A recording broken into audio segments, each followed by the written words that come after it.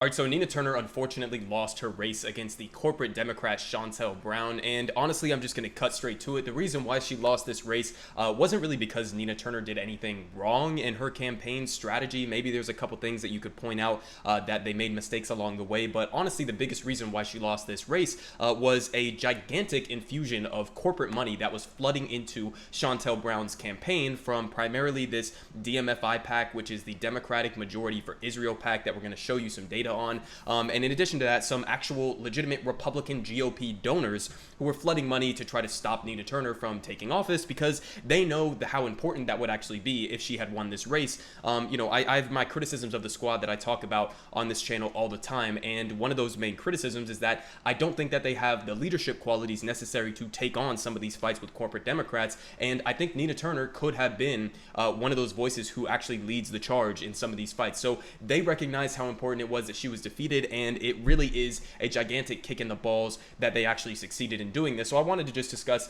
how this happened and then get into some of the ridiculous smears that Nina Turner has been up against since her election loss and since her concession speech that she gave, because she is literally being called an anti-Semitic for something that she said in her concession speech. So first of all, let's just get into this. So here are the people who are funding Shontel Brown's campaign. So in the race against Nina Turner, GOP donors fund Shontel Brown. With 1 week left in the Ohio primary, Republican donors have picked their Democrat and the pro-Israel PAC supporting her. So not only was it Republican donors who were throwing their money into this race, as well as the DMFI PAC, but I literally saw other Republicans like Bill Kristol actually coming out and tweeting in support of Shontel Brown and telling Republicans, because it's an open primary, anybody can go vote in the primary, including Republicans and independents, and they were literally encouraging Republicans to go out and support Shontel Brown in a protest vote against the scary socialist Nina Turner, even though she's not really even a socialist. But these are the types of things that they were pushing for in order to stop Nina Turner from taking office.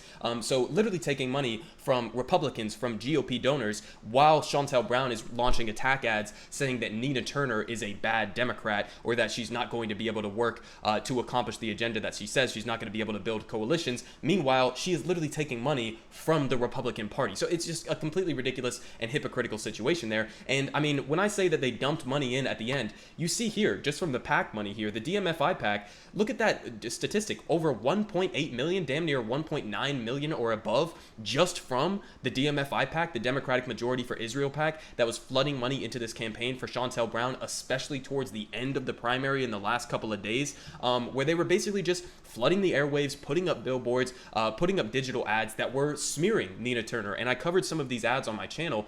They were just straight up lying about her policy positions. They tried to portray the fact that she voted against the Democratic Party platform as if that meant that she was attacking it from the right, or that she was aligned more with Republicans by voting against it, when it was really the exact opposite criticism. She voted against the Democratic Party platform because it didn't include things like universal health care, like an adequate minimum wage, like protections for, like, go down the list of everything we support, like free public college, etc. She voted against it because it was not left-wing enough, and Shontel Brown's campaign and the DMFI PAC were launching ridiculous advertisements that were trying to suggest that Nina Turner doesn't support things like a $15 minimum wage or expanding Obamacare, etc. So they were completely dishonest attack ads that Shontel Brown was launching against Nina Turner, and it honestly seems like it seemed to have worked, especially in the last couple of days when they spent hundreds of thousands of dollars flooding the airways with this to confuse voters. And so in addition to that, I wanted to give you this thread from Jordan Cheriton from Status Coup, because I think he breaks it down pretty well here. Surprisingly, there actually were some leftists who were trying to blame like Nina Turner for this loss and saying that it was because she didn't vocally support force the vote or something like that, that's why she lost, or because she ran as a Democrat, that's why she lost. I think these are kind of ridiculous, spurious reasons that people are throwing out there, but I think Jordan does a good job breaking it down here. He says, thread on Nina Turner's loss: unlike the phony leftist tweeters celebrating Turner's loss, I was on the ground in Cleveland, Akron, and spoke with campaign folks who witnessed with his own eyes. She didn't lose because she ran as a Democrat, would have lost by 50 if she ran as a Green Party candidate. And he continues saying, she didn't lose because she tried to court conservative Democrats instead of running a scorched earth campaign against Joe Biden and the Democratic Party.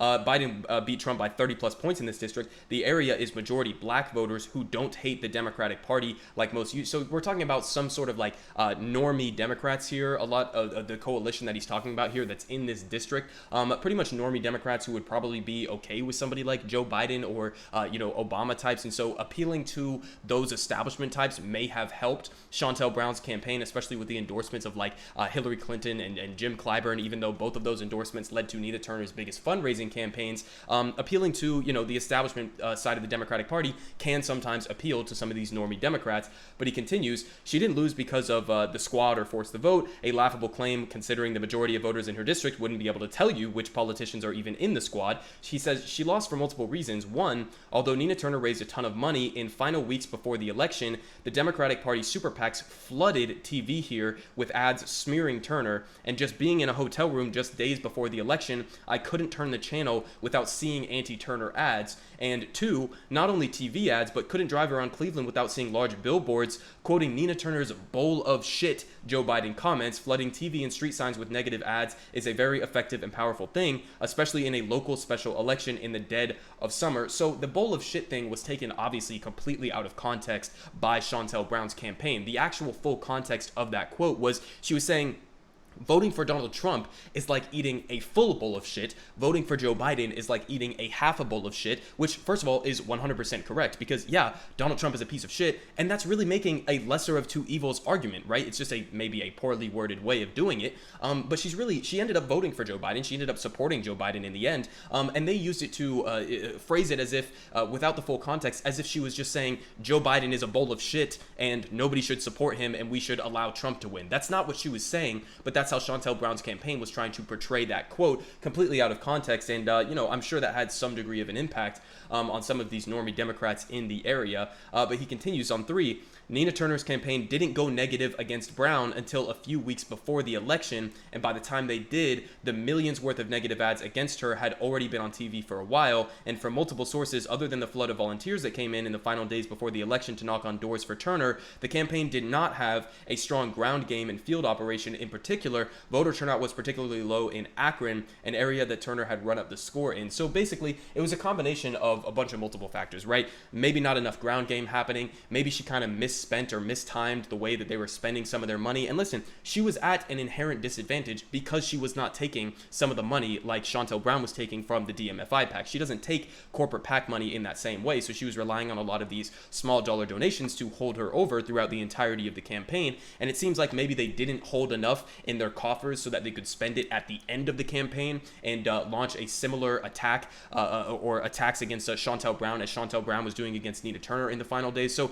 maybe you could criticize and say she didn't really, or the campaign didn't really time out their spending priorities in this campaign well enough. So it's a multitude of factors. But again, I think the biggest one is just the corporate money that was flooding in and dominating the airwaves, as Jordan pointed out there. And now we get to the smear campaign even after the election loss, just to rub salt in the wound. So the ADL, the Anti-Defamation League, coming out and saying, we are extremely troubled by Nina Turner's comments, intentional or not. They echo long-standing anti-Semitic tropes. Our local office is reaching out to her to discuss. So what are you talking about here? Anti-Semitic tropes. Well, here's the quote. Ohio's 11th Nina Turner in concession speech, quote, I am going to work hard to ensure that something like this doesn't happen to another progressive candidate again. We didn't lose this race. Evil money manipulated and maligned this election. So first of all, what she just said there is just true. I mean, that's obvious. The corporate money that we're talking about, I just showed you the graph of the DMFI PAC spending over $1.9 million in this campaign, as well as the GOP donors. This was an election that was maligned and meddled with by corporate influences, by a bunch of money that was flooding in from these corporate influences that wanted to sway the results of this election. Yes, of course, that's evil money manipulating and maligning the election. And not only was it the corporate money flooding in to just, run positive ads for Shontel Brown, they were running false lies and smears against Nina Turner. So yes, that was manipulation. Yes, you could call that evil money. I think the fact that we allow super PACs in this way to be involved in our politics at all is evil and undemocratic and ridiculous.